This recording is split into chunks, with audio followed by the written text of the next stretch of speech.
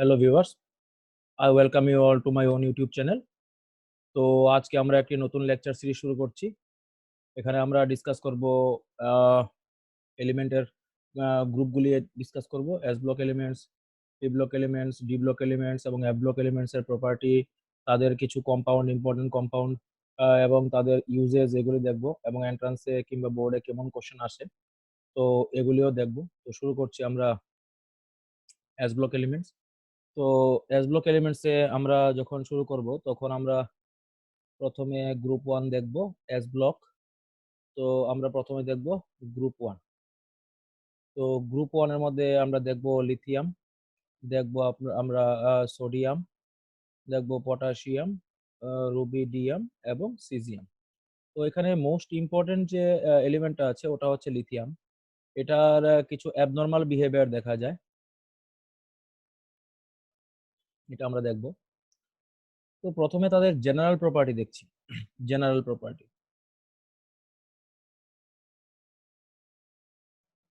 হলো আপনার general property. তো জেনারেল প্রপার্টিতে প্রথম আমরা দেখব ফার্স্ট প্রপার্টি, যেটা বলছি এস ব্লক এলিমেন্টস ডিটেক্ট করার জন্য S block elements undergo flame test. তো আমি ভিডিওগুলি বেশি লম্বা করব না, সে কারণে একটা ব্লক করানোর জন্য 2টা 3টা কিংবা 4টা লেকচারও লাগতে পারে। তো আমি এক্সপ্লেন করে করব, ভালোভাবে দেখবেন। তো এস ব্লক এলিমেন্টস গুলি undergo flame test, generally undergo flame test. কিভাবে ফ্লেম টেস্ট করে? তো মনে করেন আপনাকে একটা বিকারের মধ্যে কিংবা কোনো একটা জায়গাতে কিছু কম্পাউন্ড দেওয়া আছে, কম্পাউন্ড।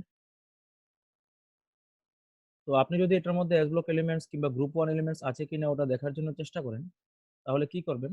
প্রথমে একটা প্ল্যাটিনাম ওয়্যার নেবেন, প্ল্যাটিনাম ওয়্যার। ওটাকে আপনি কনসেন্ট্রেটেড HCl এ ডিপ করবেন, তারপরে ওই কম্পাউন্ডের মধ্যে টাচ করাবেন, করে আপনারা ফ্লেমে নিয়ে ধরবেন।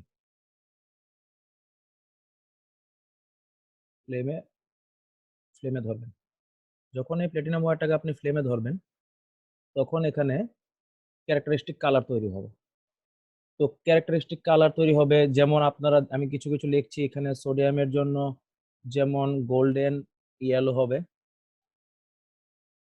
তারপরে যেমন পটাশিয়ামের জন্য হবে ব্লুইশ ভায়োলেট, যেমন রুবিডিয়ামের জন্য হবে রেড। তো এই কালারগুলো দেখাবে। যেমন ক্যালসিয়ামের জন্য গ্রুপ 2 তে যেমন আছে, ওটা দেখাবে আপনার ব্রিক রেড। যেমন স্ট্রনশিয়ামের জন্য দেখাবে ক্রিমসন রেড। তারপর আবার যেমন বেরিয়ামের জন্য দেখাবে আপনার অ্যাপেল গ্রিন। তো এগুলো আপনার জেনারেলি কি কি কালার দেখায়। তো অ্যাকচুয়ালিতে কালার কেন দেখায়? তো কালার কেন দেখায়, আহ, এটা দেখাচ্ছে আপনাদেরকে কেন কালার দেখায়। কালার দেখায় বিকজ এস ব্লক এলিমেন্টের ionisation energy is very low.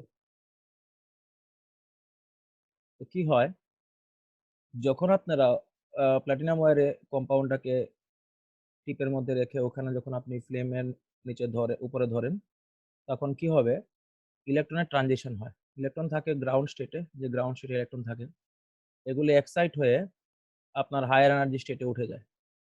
Higher energy state উঠে গেল।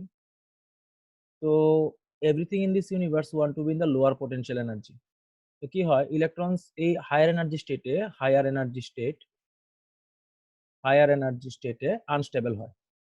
তো এগুলি কি করে, যখন নিচে নামে আসে তখন একটা স্পেকট্রাম তৈরি করে, ইলেকট্রোম্যাগনেটিক স্পেকট্রাম তৈরি করে, যেটা একটা ইলেকট্রোম্যাগনেটিক ওয়েভ তৈরি করে। তো ওইখানে যে কালারটা অ্যাবজর্ব হয় ওর কমপ্লিমেন্টারি কালারটা আমরা এখানে দেখতে পাই। তো এস ব্লক এলিমেন্টসরা ইজিলি ফ্লেম টেস্টে টেক পার্ট করে বিকজ এই জায়গাটা খুব ইম্পর্টেন্ট আছে, তার আয়নাইজেশন এনার্জি যেটা আছে এটা খুব লো। So S block elements will undergo flame test easily because they have low ionization potential or low ionization energy. তো এখানে কনসেন্ট্রেটেড HCl এর কি কাজ?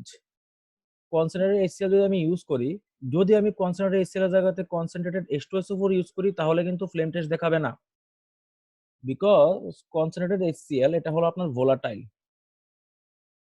যে ভোলাটাইল হলো, যখন আপনি মনে করেন সাপোজ একটা সোডিয়াম সালফেট আছে Na2SO4, ওটাকে যখন আমি কনসেন্ট্রেটেড HCl এর সাথে ডিপ মানে রিঅ্যাক্ট করাবো কনসেন্ট্রেটেড, তো ওটা এটার সোডিয়ামের সোডিয়াম ক্লোরাইড ভোলাটাইল ভোলাটাইল ক্লোরাইডে কনভার্ট হবে। তো যেই মাত্র ভোলাটাইল ক্লোরাইডে কনভার্ট হবে, অ্যাকচুয়ালিতে কি হয়, ভোলাটাইল ভোলাটাইল অর গ্যাসিয়াস কেসে মানে গ্যাসিয়াস ফেজে ইলেকট্রনিক ট্রানজিশন যেটা হয়, ইলেকট্রনিক ট্রানজিশন এটা ইজি হয়। ঠিক আছে, ট্রানজিশন ইজি হয়। তো ইলেকট্রনিক ট্রানজিশন ইজি হওয়ার কারণে ওটা ইজিলি আপনার ফ্লেম টেস্টে টেক পার্ট করতে পারে। তো আমরা কি শিখলাম, ফ্লেম টেস্টে কারা যাবে, এস ব্লক এলিমেন্টসটা ইজিলি ফ্লেম টেস্টে যায়, কারণ তাদের আয়নাইজেশন পটেনশিয়ালটা কম হয়। তো they can easily the electrons can easily get excited to the lower energy state to the higher energy state, but in the higher energy state they are unstable in nature. When they jump to their original position, they will release energy in the form of an electromagnetic spectrum. The color that is absorbed in the spectrum, the complementary color is released and we see the color. The color is generally in the visible region.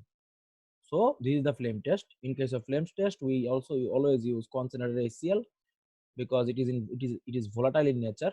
If we use concentrated H2SO4 and concentrated HNO3, no flame test will be shown. তো এই গেল আপনার flame test. তো আমরা বুঝলাম যে S block এলিমেন্টসরা আপনার flame টেস্টে টেক পার্ট করে। এগুলো ফার্স্ট কেস। এবার হলো আপনার সেকেন্ড পয়েন্ট। 2 নম্বর পয়েন্টে আমরা যেটা দেখব, 2 নম্বর পয়েন্টে আমরা তাদের আয়নিক মোবিলিটি দেখব। Ionic mobility in the aqueous phase. এটা দেখার জন্য আপনার দরকার হচ্ছে hydration enthalpy.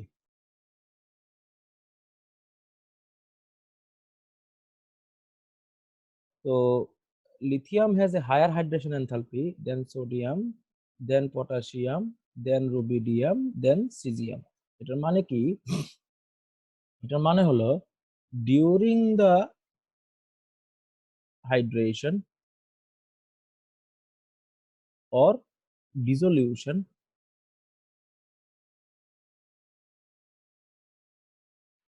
the amount of enthalpy change is known as hydration enthalpy. অ্যাকচুয়ালিতে কি হয় এটা দেখুন, তো হাইড্রেশন এনথালপি বেশি হলে কি হয়, তাহলে কি হবে দেখুন, এখানে লিথিয়াম যখন জলের সাথে কোনো একটা হাইড্রেটেড স্পিয়ার তৈরি করে, কি হয়,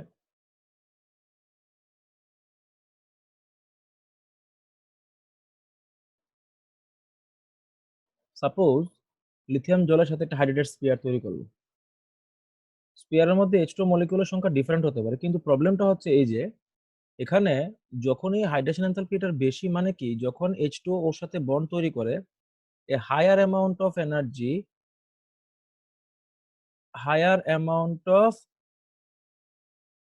energy is released. A higher amount of energy is released. That means ki the system becomes stable. System becomes stable. So lithium can bind with a large number of H2O molecule. because the system becomes stable and energy is released during the procedure. তো এই যে আপনার coordination স্পিয়ারটা এখানে তৈরি হলো, এই যে coordination স্পিয়ারটা এখানে তৈরি হলো, this becomes large, but caesium যখন আপনার H2O এর সাথে কোঅর্ডিনেশন স্পিয়ার তৈরি করবে, তখন কি হয়, এত বেশি অ্যামাউন্ট অফ এনার্জি ওইখানে রিলিজ হয় না, যেটা লিথিয়ামের ক্ষেত্রে তৈরি হয়েছিল। তো সাইজটা এখানে লেস বাল্কি হয়। দা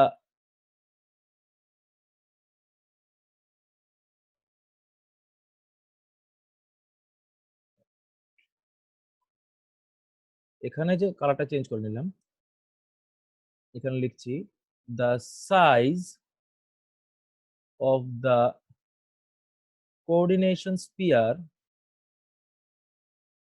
বিকামস লেস বাল্কি। তো এখানে কি হয়, যেহেতু লেস বাল্কি হয়, সেই কারণে এই যে স্পিয়ারটা আছে, এটা জলের মধ্যে খুব তাড়াতাড়ি মুভ করতে পারে, fast. So ionic mobility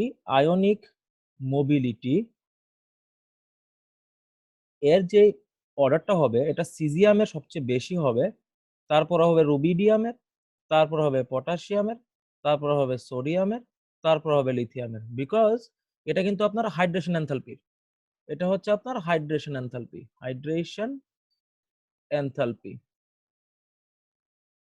enthalpy, but এটা হচ্ছে আপনার আয়নিক মোবিলিটি। কারণ কি, যখন হাইড্রেশন এনথালপির দিকে দেখবো, যে লিথিয়ামে has a higher amount of hydration enthalpy, তো মিনস যখন ও ওয়াটারের সঙ্গে আপনার কোঅর্ডিনেশন স্পিয়ার তৈরি করার সময় the high amount of energy is released during the procedure, and the system becomes bulky and system becomes stable. As the size become bulky, so it will have some difficulty to move in the aqueous solution. That's why lithium has a lower ionic mobility than cesium. Because সিজিয়ামের ক্ষেত্রে যে coordination স্পিয়ারটা তৈরি হয়, যে hydrated spear, এটাকে কি বলা হয়, কোঅর্ডিনেশন স্পিয়ারের জায়গাতে আপনি হাইড্রেটেড স্পিয়ারও বলতে পারেন। যে হাইড্রেটেড স্পিয়ারটা তৈরি হবে, এটা হবে আপনার লেস বাল্কি, সো এটা জলের মধ্যে আপনার ফাস্ট মুভ করবে।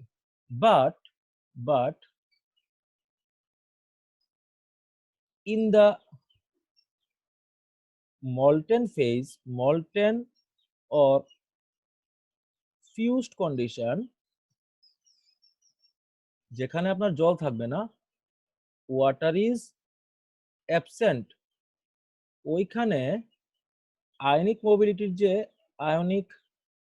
মোবিলিটি ওর যে অর্ডারটা হবে, ওটা হবে লিথিয়ামের সবচেয়ে বেশি, তারপরে হবে আপনার সোডিয়ামের, তারপরে হবে পটাশিয়ামের, তারপরে হবে রুবিডিয়ামের, তারপরে হবে সিজিয়ামের। বিকজ এখানে হাইড্রেশন স্পিয়ার তৈরি হবে না, এখানে তৈরি হবে না। So this is the order of ionic mobility. তো মনে রাখতে হবে যে অ্যাকুয়াস কন্ডিশনে হবে সিজিয়ামের সবচেয়ে বেশি, তারপরে হবে রুবিডিয়ামের, তারপরে হবে পটাশিয়ামের, তারপরে হবে সোডিয়ামের, তারপরে হবে লিথিয়ামের। বাট মল্টেন কন্ডিশনে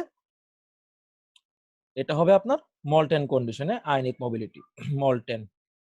ওকে, তো এ গেল আপনার সেকেন্ড পয়েন্ট। এবার আমরা দেখছি 3 নাম্বার পয়েন্ট দেব। নাম্বার 3 দেখছি।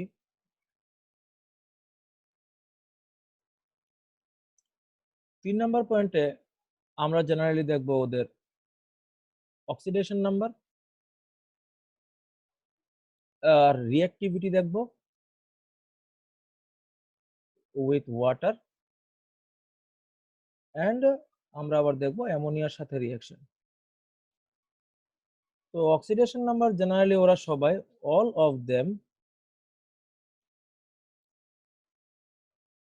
Show +1 oxidation number generally. তো লিথিয়ামও Li প্লাস দেখায়, sodium Na plus, potassium K plus, rubidium Rb plus, caesium Cs plus. তো অক্সিডেশন নাম্বারের মধ্যে এমন কিছু বিশেষ কিছু নেই জেনারেলি, বাট একটা জিনিস মনে রাখতে হবে, তাদের যে আয়নাইজেশন পটেনশিয়ালটা আছে, আয়নাইজেশন পটেনশিয়াল, পটেনশিয়াল মিন্স এখানে আপনি আয়নাইজেশন এনার্জিও লিখতে পারেন। যখন আয়নাইজেশন এনার্জি দেখবেন তখন মনে রাখতে হবে লিথিয়ামের আয়নাইজেশন এনার্জি সবচেয়ে বেশি হবে, তারপরে হবে সোডিয়ামের, তারপরে হবে পটাশিয়ামের, তারপরে হবে রুবিডিয়ামের, তারপরে হবে সিজিয়ামের। কারণ এখানে দেখুন সিজিয়ামের ক্ষেত্রে সাইজটা সিজিয়ামের অনেক বড় হয়। This is the size of the cesium atom. আর যখন আপনি সোডিয়ামের ক্ষেত্রে দেখবেন সোডিয়ামের সাইজ, এই হলো সোডিয়ামের অ্যাটমের সাইজ।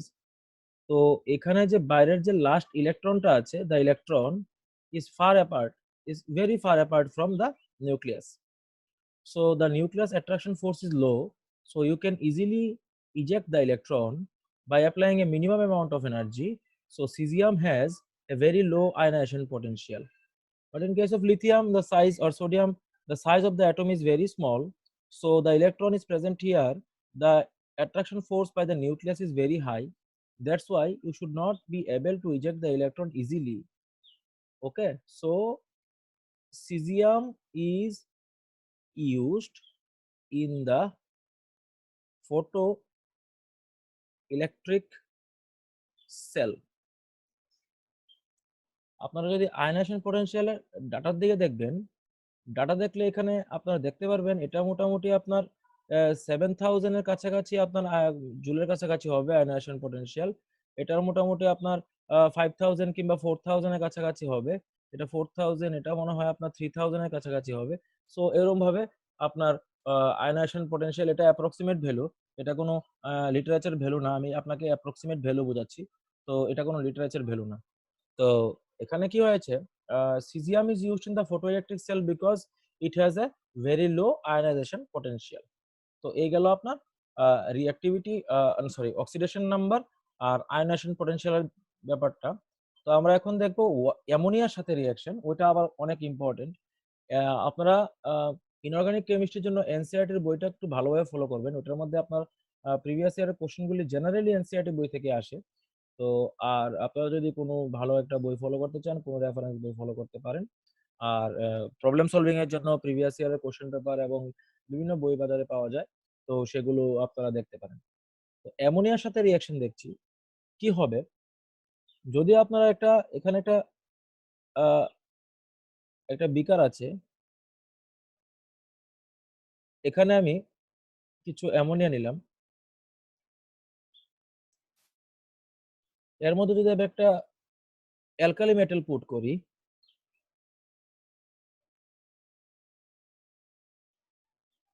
সাথে সোডিয়াম পুট করলাম, তাহলে কি হবে দেখবেন, দ্য সলিউশন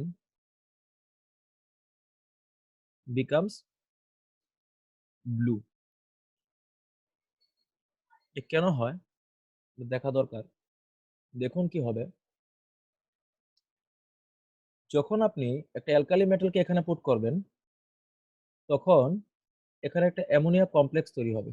সাপোজ মনে করেন Na প্লাস NNH3, এটা তৈরি করবে NH3 হোল N, ঠিক আছে, whole N plus charge, plus এখানে ইলেকট্রন বেরিয়ে আসবে, এটাকে বলা হয় free electron or ammoniated electron. তো অ্যাকচুয়ালিতে কি হয়, অ্যামোনিয়েটেড ইলেকট্রন অ্যাকচুয়ালি ব্যাপারটা কি, এখানে সলিউশনটা ব্লু কেন দেখায় একটু লক্ষ্য করে দেখবেন। এখানে এটা ফ্রি ইলেকট্রন, মানে ফ্রি ইলেকট্রন মানে সাপোজ মনে করেন ইলেকট্রনগুলি এই লোয়ার গ্রাউন্ড স্টেটে, এটা কি স্টেট, গ্রাউন্ড স্টেট, গ্রাউন্ড স্টেটে আছে। যেহেতু ফ্রি ইলেকট্রন, যখন আপনি এর মধ্যে সূর্যের আলো পড়বে কিংবা কোনো সানলাইট কিংবা এইচনিও সমস্ত কিছু পড়বে, as the electrons are free, they are not attracted by the nucleus, they will undergo the excitation to a very high energy state.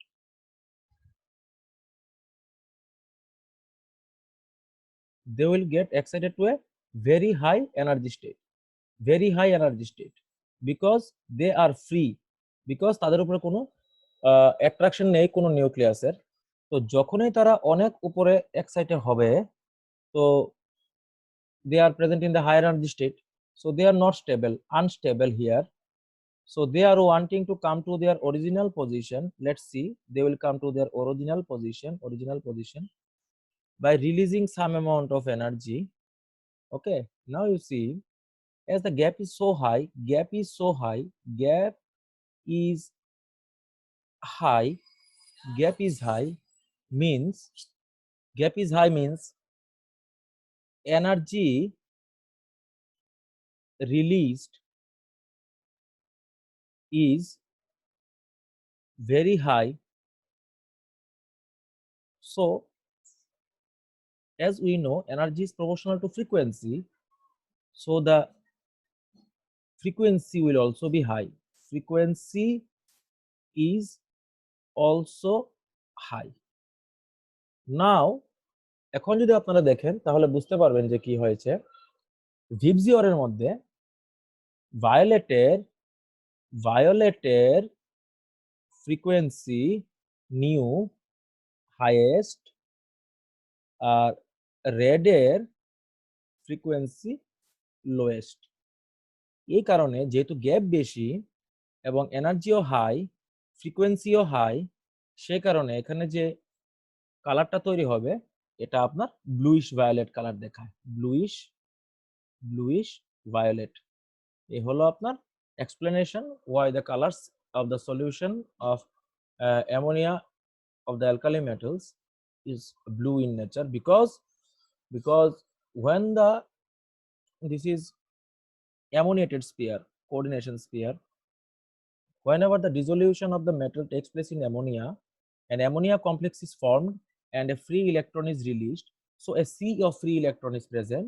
As the electrons are free to move and they are free from the attraction of any nucleus, so whenever the energy falls on them, they get excited to a lower energy state, to a very high energy state, but that is not stable in that condition, and they want to jump to their original position by releasing a high amount of energy.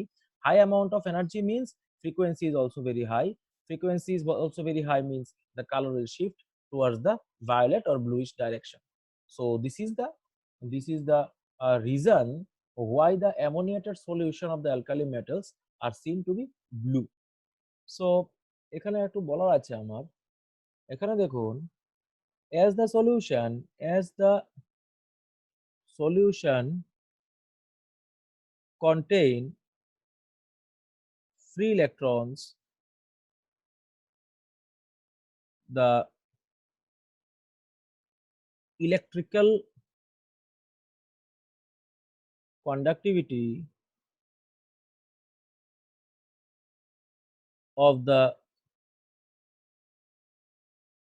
solution is very high.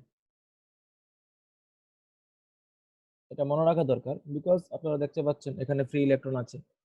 Free electron যদি থাকে তো তাদের কন্ডাক্টিভিটিটা অনেক বেশি হবে, because the electrons are free to move in the whole solution. So এখানে আমরা আজকে দেখলাম আমরা physical properties. Reactivity towards air দেখব। Reactivity towards air,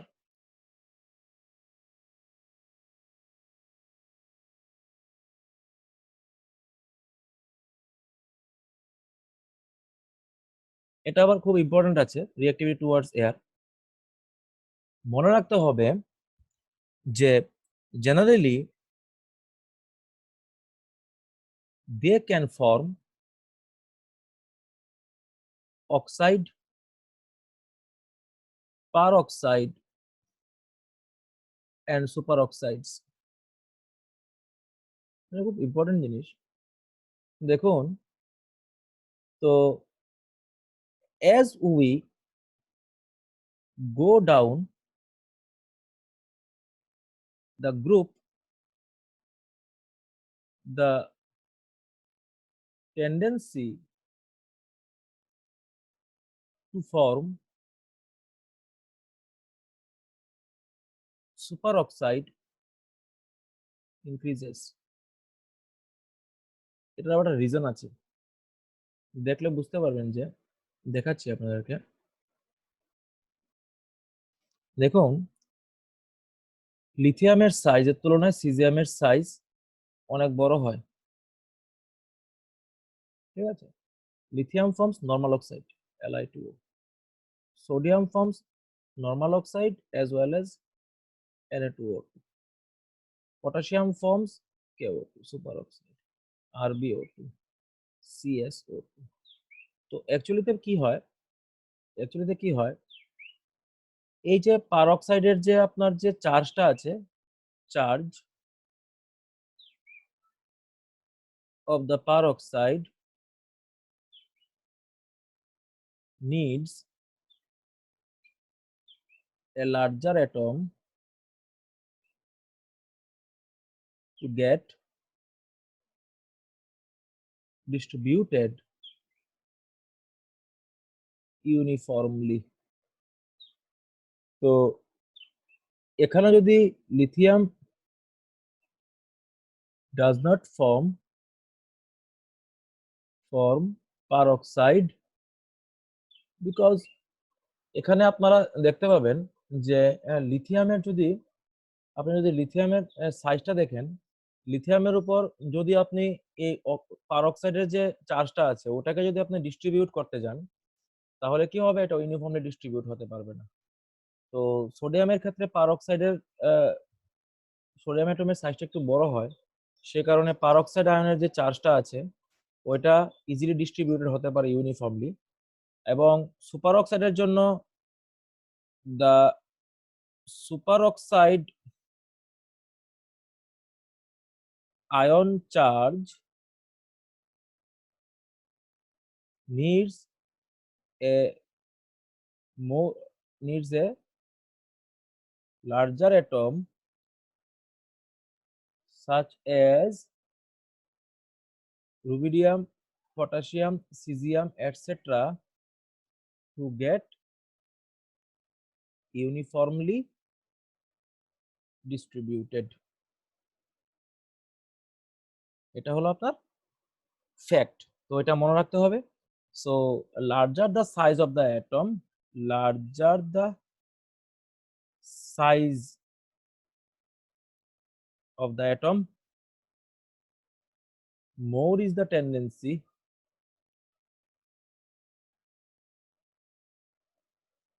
to form superoxide। এগুলো আপনার রিঅ্যাক্টিভিটি উইথ অক্সিজেন। তো কিছু কিছু সময় কিছু কিছু আপনাদের অ্যাবনর্মাল অক্সাইডও তৈরি করতে পারে, তো ওটা আমরা পরে দেখব। তো এখন আমরা দেখছি যেটা, এটা হচ্ছে নাইট্রোজেনের সাথে রিঅ্যাকশন।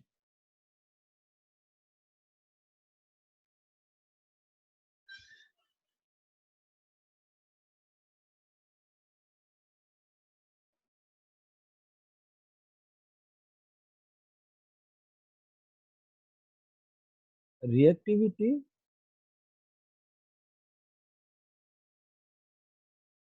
নাইট্রোজেন, এটার মধ্যে কিছু অ্যাবনর্মালিটি আছে। এখানে মনে রাখতে হবে lithium and magnesium and calcium generally undergo a reaction with nitrogen in the red hot condition. In group 1,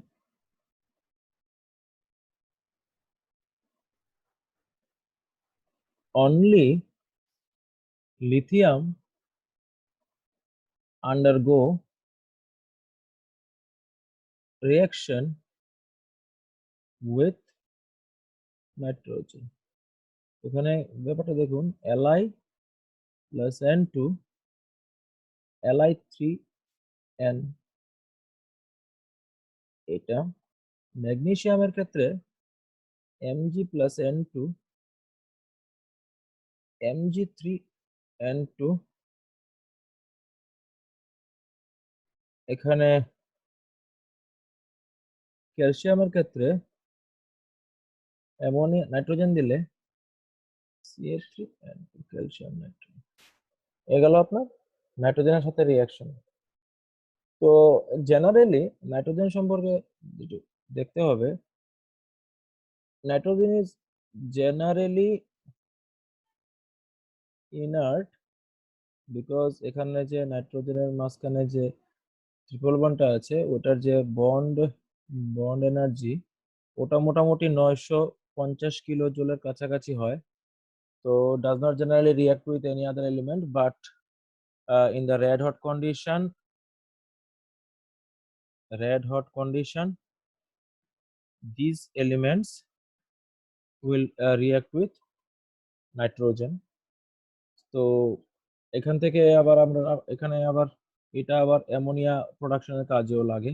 এখানে আপনি ক্যালসিয়াম নাইট্রেটকে জল দিলে এখানে অ্যামোনিয়া তৈরি হয়, তো এটা সেপারেট ইস্যু। তো এ গেল আপনার রিঅ্যাক্টিভিটি উইথ নাইট্রোজেন। তো আজকের ভিডিওটা আমি এখানেই এন্ড করে দিচ্ছি, ভিডিও আমি বেশি লম্বা করবো না কোনোদিনই। তো আমি আবার নেক্সট ভিডিওতে নেক্সট প্রপার্টিগুলি কিছু প্রপার্টি দেখব। তো এরকম ভাবে মোটামুটি 3টা কিংবা 4টা লেকচারের মাধ্যমে আমরা এই এস ব্লকের গ্রুপ 1 শেষ করব। তো তারপরে আমরা পি ব্লক দেখবো, তারপরে দেখবো ডি ব্লক, তারপরে এফ ব্লক। তো আমার টার্গেটটা হচ্ছে যেন স্টুডেন্টরা মুখস্থ না করে একটু বুঝে তারপরে দেখে। কারণ আম, এখানে অনেকেই বলতে পারে যে sir why the ammonia solutions of না অ্যালকালি মেটালস বিকামস ব্লু। তো আমার টার্গেটটা হচ্ছে ওই এটাকে বুঝিয়ে তারপরে বলা। যেমন why the sodium atom produces peroxide, does not form normal oxide, why lithium does not form peroxide, why cesium form superoxide। তো এই কারণে এগুলিকে এক্সপ্লেন করা দরকার, যেহেতু এটা সায়েন্স। তো এটার পিছনে প্রত্যেকটা জিনিসের পিছনে একটা করে আপনার এক্সপ্লেনেশন থাকে, তো এটা এক্সপ্লেন করাটা খুবই দরকার। সেই কারণে আমি এটাকে এক্সপ্লেন করে করছি। না হলে ইনঅর্গানিক কেমিস্ট্রিতে ভিডিও বানানোর কোনো মানে হয় না। কারণ ভিডিওতে আপনারা দেখতে পাবেন যে বইয়েতে যেগুলি আছে এগুলি মুখস্থ করলেই সারে, কিন্তু অ্যাকচুয়ালিতে এন্ট্রান্সে যে কোশ্চেন আসে তো ওইগুলিকে আপনার করার জন্য শুধু মুখস্থ করলে হবে না, ওইগুলির জন্য কিছুটা রিজনিং এর দরকার আছে, রিজন জানতে হবে। সেই কারণে আমি ভিডিওগুলি বানাচ্ছি। তো নিশ্চয়ই যদি ভিডিও আপনাদের ভালো লাগে নিশ্চয়ই লাইক এবং শেয়ার করবেন, এবং নতুন ভিডিওগুলি দেখার জন্য আপনারা চ্যানেলটা সাবস্ক্রাইব করতে পারেন। আমার হ্যালো অ্যালকেনের ক্লাস আমি শেষ করেছি, কিছু রিয়াকশন দেখিয়েছি। এখন থেকে আপনারা আরো কিছু নতুন নতুন ভিডিও পাবেন, যেখানে কিছু প্রবলেম সলভিং ক্লাস আমি লাইভ করছি স্টুডেন্টদের সাথে, ওইগুলো আপনাদেরকে দেখাবো। সো ভিডিও দেখার জন্য ধন্যবাদ, এবং আমি আশা করছি নেক্সট ভিডিওতে আপনাদের নিশ্চয়ই সঙ্গে পাবো। ধন্যবাদ এবং নমস্কার, হ্যাভ এ গুড ডে।